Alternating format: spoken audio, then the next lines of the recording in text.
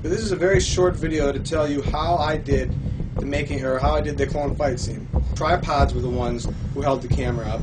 I used motion on in my computer softwares to have the camera moving around and whatnot. The only help that I received was when I had to have someone press the button.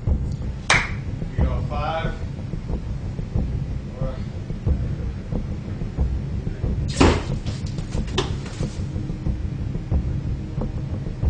Now the reason I did that was because, well, first of all, I was making that Alien movie with these clones and never finished.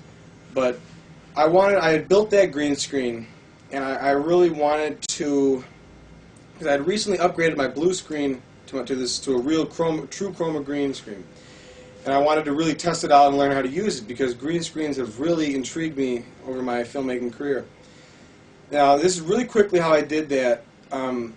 Was I used strings actually coming down from the ceiling.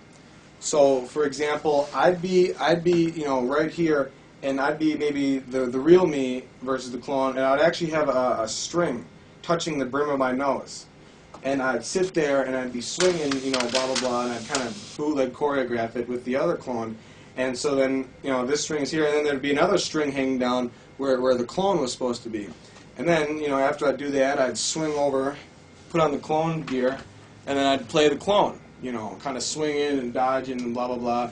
And then using editing, you piece the two of them together.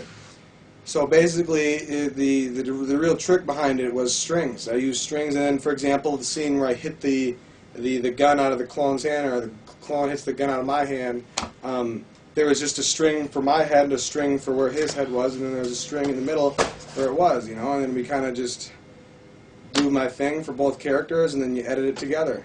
Now, it's very tricky, though, because you gotta film yourself doing the one thing, and then you gotta watch it a couple times, and then when you're playing the other character, you got to really visualize him right in front of you. You really have to see him right in front of you, and you have to see exactly what he's doing. And I did that when I was 14, 15 years old, and so that's what came out of it. That's basically how I did the clone fight scene. The new clone fight scene is pretty tight. You should check that out.